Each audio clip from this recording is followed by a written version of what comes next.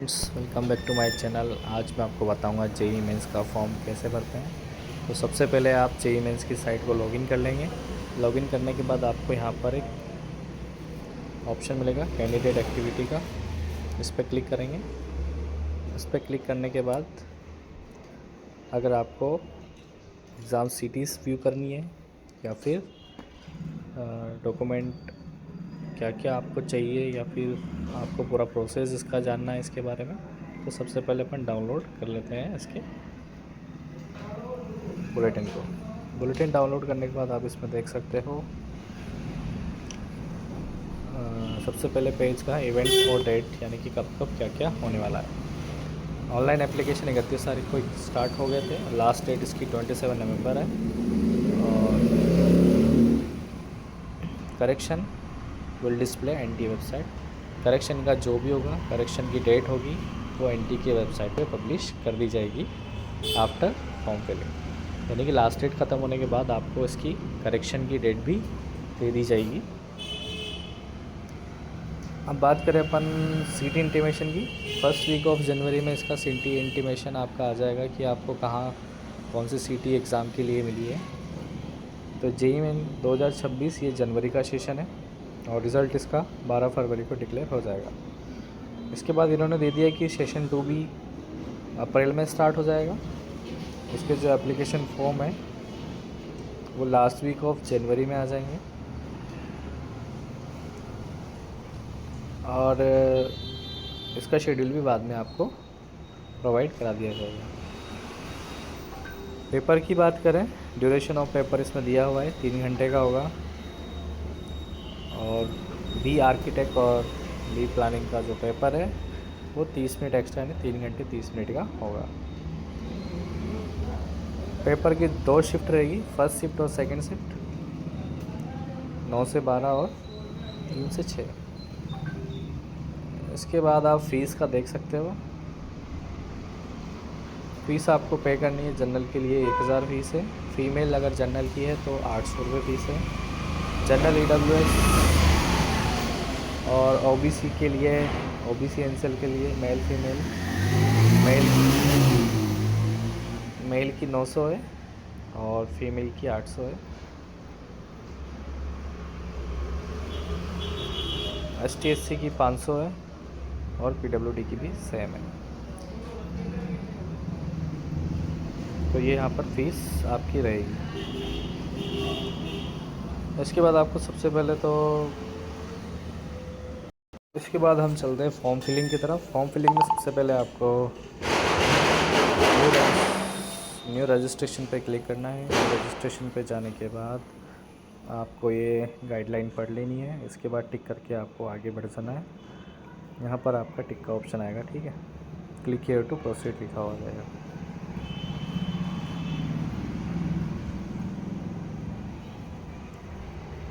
Then इसके बाद आपको आपका रजिस्ट्रेशन में कैंडिडेट नेम लिखना है, फादर नेम लिखना है, मदर नेम लिखना है, डेट ऑफ बर्थ लिखनी है, सेम एज इट इज़ जो आपकी 10th की मार्कशीट में प्रिंटेबल है। जो 10th की मार्कशीट में वही सब कुछ चीज़ आपको इस फॉर्म में फिल करनी है और सेम एज इट इज़ यहाँ पर करके आपको कंफर्म करना है। उसके बाद आपको आपका परमानेंट एड्रेस भरना है। अगर आप प्रेजेंट एड्रेस पर कहीं और रह रहे हो तो प्रेजेंट एड्रेस भर दो। और अगर आप कम्युनिकेशन हो, यानी कि आपको अपना जहाँ पर आपका मेल वगैरह या फिर आपके पोस्ट वगैरह आ चुके हो, तो वहाँ पर आप इलेक्ट्रॉनिक कम्युनिकेशन एड्रेस डाल सकते हो। ओ भाई, ईमेल आपको अपना खुद का लिखना है।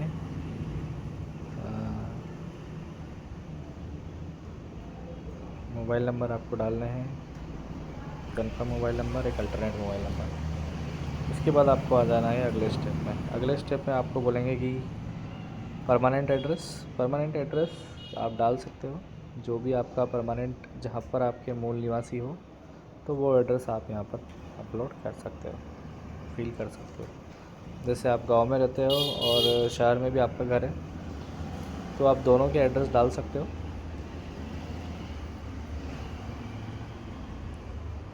उसके बाद आपको एक पासवर्ड जनरेट करना है। पासवर्ड नॉर्मली लोग सबको पता है कि पासवर्ड जनरेट करने के लिए एक आपको अल्फ़ाबेट, जैसे मेरा नाम है राहुल तो मैं यहाँ पर राहुल लिख के @ लगा दूँगा, या फिर कोई दूसरा स्पेशल कैरेक्टर लगा दूँगा, या तो 1 2 3 कर देंगे, या फिर अपनी डेट ऑफ बर्थ डाल देंगे, या कुछ भी सीक्रेट आपका पासवर्ड बना लेंगे जिसमें एक आपका कैपिटल लेटर होना चाहिए, बाकी स्मॉल होने चाहिए, एक स्पेशल कैरेक्टर होना चाहिए और न्यूमेरिक वैल्यू होना चाहिए। तो ये आपका पासवर्ड यहाँ पर कंटिन्यू हो जाएगा। इसके बाद आपको पास मिलेगा रिव्यू पेज। आप इसमें अपना नाम, father name, mother name, date of birth, gender, ये सब चेक करेंगे। चेक करने के बाद आप यहाँ पर अपने सब पे टिक कर देंगे, मैंने सब कुछ चेक कर लिया है, और यहाँ पर आप आई एग्री करके सबमिट कर देंगे। सबमिट करने के बाद आपके पास एक OTP आएगा मोबाइल पे, जो आपने मोबाइल नंबर दिए हैं, और मोबाइल यहाँ पर आप फिल करेंगे। उसके बाद आगे बढ़ जाएगा अपना एप्लीकेशन का पेज। एप्लीकेशन का पेज में जैसे आप इस पर दबाओगे कंप्लीट एप्लीकेशन फॉर्म, तो आपके पास एप्लीकेशन फॉर्म खुल के आ जाएगा। टोटल आपको मिलेगी यहाँ पर कॉन्टैक्ट डिटेल आपकी होगी। इसके बाद आप पर्सनल डिटेल जाना है, डिसेबिलिटी डिटेल जाना है, आइडेंटिटी डिटेल जाना है, अपार ID जाना है। टोटल यहाँ पे 12 स्टेज आपको फिल करनी है। तो फर्स्ट स्टेप में अगर आप चाहोगे तो यहाँ पर आपका पर्सनल डिटेल मिल जाएगी, वो ऑलरेडी फिल होगी, ठीक है, नाम वगैरह। तो उसके बाद आपको यहाँ पर चूज़ करना है आपने 12th कहाँ से पास करी है वाली, आपकी कैटेगरी, आपकी कंफर्म कैटेगरी। अगर आपके पास कैटेगरी सर्टिफिकेट है तो यस करो, अगर नहीं है तो नो करो, और आप उसको बनवाने के लिए डाल दो ताकि उसकी जो रिसिप्ट मिलेगी वो रिसिप्ट नंबर आप यहाँ पर अपलोड कर सकते हो।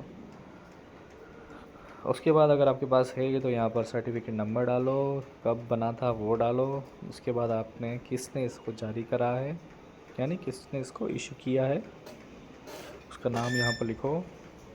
दैन इसके बाद आप यहाँ पर कैप्चा बोल के आगे कर लो। इसके बाद आप PWD कैंडिडेट हो तो आप यस करो, अदरवाइज़ नो करके आगे बढ़ जाओ। अगर आप यस हो तो आपको UDID कार्ड यहाँ पर बनवाना पड़ेगा, वही UDID कार्ड यहाँ पर लगेगा। दैन इसके बाद अपन आगे चलते हैं। UDID सर्टिफिकेट तक अपन आ गए। अगर आप नहीं हो तो नो करो और आगे बढ़ो। उसके बाद आपको चुनना है पहचान, यानी कि आप क्या डॉक्यूमेंट आपने साथ एग्ज़ाम सेंटर पे लेके जाने वाले हैं, जिससे आपकी सारी डिटेल मैच हो सके, या इस एप्लीकेशन में भरी हुई जो सारी डिटेल है आपकी मैच हो सके। आधार कार्ड डाल सकते हैं, डिजी लॉकर आप डाल सकते हैं, पासपोर्ट डाल सकते हैं, पैन कार्ड नंबर डाल सकते हैं, और नॉन इंडियन पासपोर्ट आप डाल सकते हैं। इसके बाद अपन डालते हैं कि मैंने यहाँ पे आधार चूज़ करा है, आधार के नंबर डाल के हम OTP डाल के कैप्चा डाल के आगे बढ़ते हैं। हमारे पास आधार में जो नंबर लिंक है उस नंबर पे OTP जाएगा, हम यहाँ पर OTP फिल करेंगे। उसके बाद सबमिट बटन का, क्या आपके पास अपार ID है, अगर आपका अपार ID तो यस कर देंगे, अदरवाइज़ नो कर देंगे। अब आजकल तो सबके पास अपार ID है, तो सब बच्चे अपने अपनी अपार ID भरें, क्योंकि अपार ID मैक्सिमम लोगों की बन चुकी है।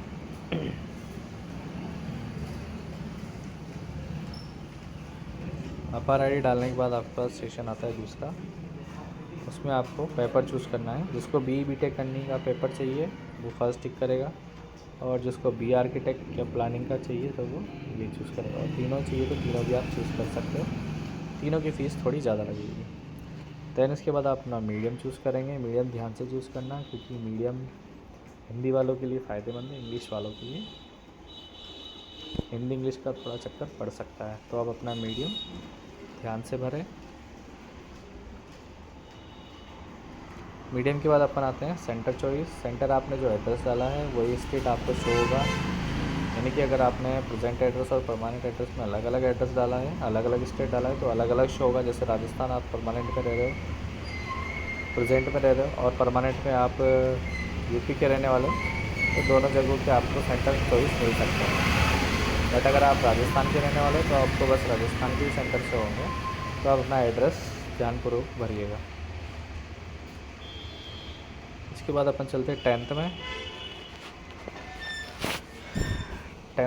10th का सर्टिफिकेट आपके पास होगा, या मार्कशीट जो होगी आपको उसमें साथ में रखिएगा। उसके थ्रू 10th की पूरी डिटेल आपको यहाँ पर भरनी है। देन उसके बाद आपको यहाँ पर अगर 12th पास है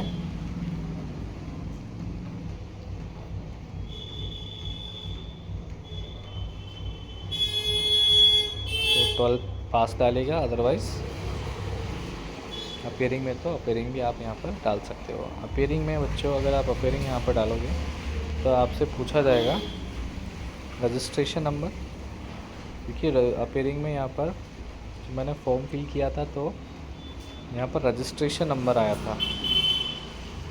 तो रजिस्ट्रेशन नंबर भी अगर किसी के पास नहीं हो तो उसको यहाँ पर वो NA लिख सकता है, NA लिख के आगे बढ़ सकता है, या फिर आप स्कूल से कांटेक्ट करके अपना रजिस्ट्रेशन नंबर, इनरोलमेंट नंबर ले सकते हो। ये फिल करने के बाद आपको अपने जुड़वा भाई वाला जो एडिशनल डिटेल है वो देनी पड़ेगी। दैन इसके बाद आपको इमरजेंसी कॉन्टैक्ट नंबर देने पड़ेंगे पापा के। आपको जो पहले जो रजिस्ट्रेशन किया उससे डिफरेंट नंबर देने पड़ेंगे और डिफरेंट ईमेल आईडी आपको यहाँ पर चूज़ करना। दोनों पे OTP जाएगा, OTP आप यहाँ पर फिल करेंगे। सबसे मेन इंपॉर्टेंट बात आती है लाइव कैमरा की। इस बार इसने न्यू एक एडिशन पेज यहाँ पर ऐड कर दिया एप्लीकेशन फॉर्म में, लाइव कैमरा। जिसके पास जो किसी CSC या मित्रा या जन सेवा केंद्र से फॉर्म भरा रहे हैं उनके पास फैसिलिटी रहती है। अदरवाइज़ यहाँ पर आपको स्कैनिंग का एक अलग से ऑप्शन दिया जाएगा।